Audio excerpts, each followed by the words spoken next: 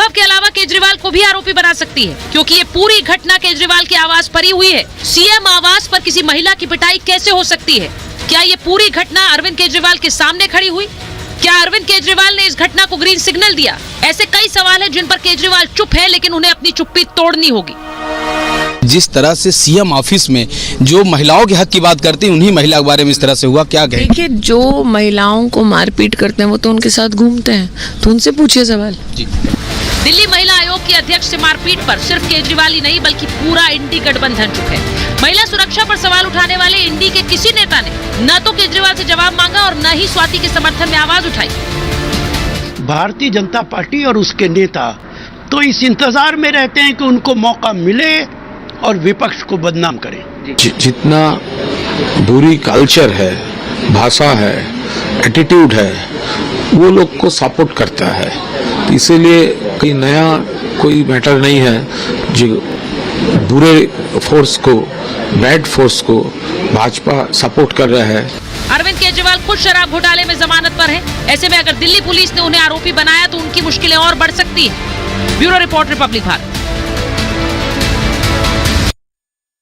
और बड़ी खबर आपको बता दें कि सीएम आवास के लिए निकली है स्वाति मालेवाल। क्राइम सीन वहां पर रिक्रिएट किया जा सकता है, ये खबर आ रही है। क्राइम सीन रिक्रिएट किया जा सकता है। दिल्ली पुलिस केजरीवाल के घर में स्वाति से हुई थी। ये दिल्ली पुलिस का कहना है कि वहां पर सीन रिक्रिएट किया जा सकता है। वहां स्वाति मालेवाल के साथ मारपीट हुई थी और इसीलिए अब स्वाति मालेवाल सीधे सीएम दफ्तर जा रही है। ये बड़ी खबर आपको बता रही हूं। इस वक्त आम आदमी पार्टी एक प्रेस कॉन्फ्रेंस कर रही है। जरा सुन लेते हैं आम आदमी पार्टी क्या कह रही है इस पूरे मामले पर। 13 मई को सुबह सुबह भेजा गया। इस षड्यंत्र का इरादा था अरविंद केजरीवाल जी पर झूठे आरोप लगाना। स्वाति मालीवाल जी इस षड्यंत्र का चेहरा थी। स्वाति मालीवाल जी इस षड्यंत्र का मोहरा थी। स्वाति मालीवाल जी 13 मई को अनअनाउंस्ड, बिना अपॉइंटमेंट लिए मुख्यमंत्री आवास पहुंची। उनका इरादा था कि मुख्यमंत्री पर आरोप लगाया जाए, लेकिन मुख्यमंत्री जी उस समय अवेलेबल नहीं थे, उपलब्ध नहीं थे, इसलिए वो बच गए। फिर स्वाति मालीवाल जी ने विभव कुमार पर आरोप लगाए, लेकिन आज एक वीडियो सामने आया है। मुख्यमंत्री आवास के ड्राइंग रूम का वीडियो सामने आया है और उस वीडियो ने स्वाति मालीवाल जी के झूठ को पूरे देश के सामने रख दिया है। स्वाति मालीवाल जी ने जो कंप्लेंट करी थी, ये दिल्ली पुलिस को की गई उनकी एफआईआर, और उस एफआईआर में शामिल फैक्ट शीट है। उस कंप्लेंट में स्वाति मालीवाल जी कहती हैं कि उनकी बेरहमी से मार पिटाई हुई, उन पर मुक्के मारे गए, घूंसे मारे गए, कि उनके सिर पर चोट लगी, कि वो उस पिटाई के बाद दर्द में कराह रही थी, उनसे बोला नहीं जा रहा था। वो पुलिस को बार बार कह रही थी कि मुझे मारा गया, मुझे पीटा गया। उन्होंने अपनी कंप्लेंट में लिखा है कि उनका सर टेबल पे लगा और उनका सर फट गया। उन्होंने लिखा है कि उनके कपड़े फाड़े गए, उनकी शर्ट के बटन फाड़े गए।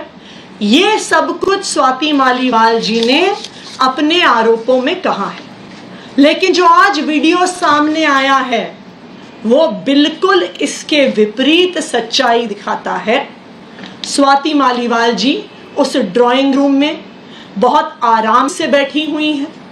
वो पुलिस कर्मियों को ऊंची आवाज में डरा रही हैं, धमका रही हैं। विभव कुमार जी पर जिस पर उन्होंने आरोप लगाया है, ऊंची आवाज में उनको भी धमका रही हैं, उनके लिए अपशब्दों का प्रयोग कर रही हैं।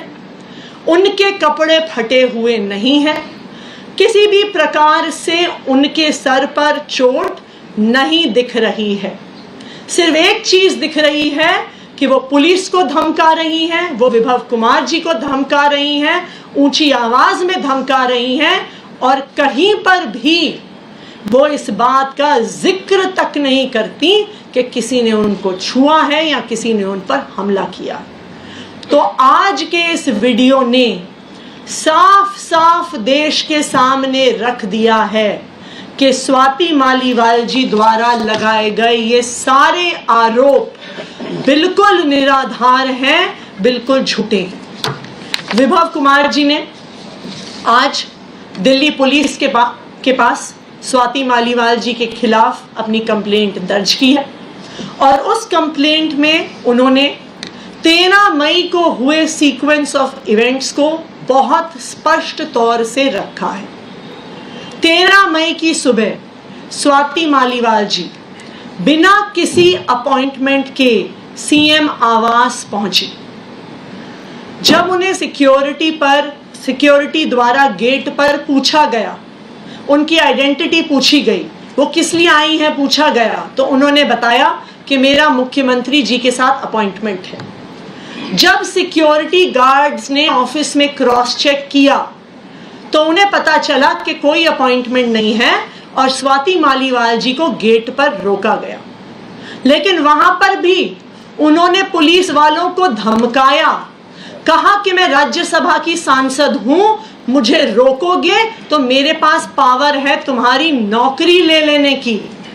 और वो पुलिस वालों से झगड़ा कर और वो सीएम आवास में, जो सीएम रेजिडेंस का कैंपस है, उसके अंदर घुस गए। सिक्योरिटी उन्होंने फिर से कहा कि आपके पास अपॉइंटमेंट नहीं है, आप सीएम आवास में नहीं जा सकती हैं। और वो उन्हें सीएम रेजिडेंस के वेटिंग रूम में, जो वेटिंग रूम सीएम के रेजिडेंस के मेन बिल्डिंग जहां पे वो रहते हैं उससे बाहर है, वहां पर लेके गए, वहां पर बैठाया। उनको फिर से बताया गया आपके पास अपॉइंटमेंट आज नहीं है। वेटिंग रूम में बैठने के कुछ देर बाद वो जोर जबरदस्ती कर सीएम रेजिडेंस के मेन बिल्डिंग में, जहां पर मुख्यमंत्री और उनका परिवार रहता है, उस बिल्डिंग के अंदर घुस गई और वहां पर ड्राइंग रूम में जाकर बैठ गई। वहां पर उन्होंने कहा कि सीएम को बुलाओ, अभी बुलाओ, मुझे अभी मिलना है। अब आप मुझे बताइए, स्वाति मालीवाल जी राज्यसभा की सांसद हैं, क्या उन्हें पता नहीं है कि मुख्यमंत्री से अपॉइंटमेंट लेने का क्या तरीका होता है? क्या उन्हें पता नहीं है कि तो अब जो हो रहा है आप सुन रहे हैं कि वहां पर तस्वीर जरा रखिए, आतिशी मारलेना की प्रेस कॉन्फ्रेंस इस वक्त चल रही है आम आदमी पार्टी की तरफ से, उस तस्वीर को जरा स्क्रीन पर रखिए। और आतिशी कह रही हैं कि वहां पर अरविंद केजरीवाल को फंसाने के लिए चली गई हैं वो, यानी स्वाति मालीवाल अरविंद केजरीवाल को फंसाने के लिए गई थी।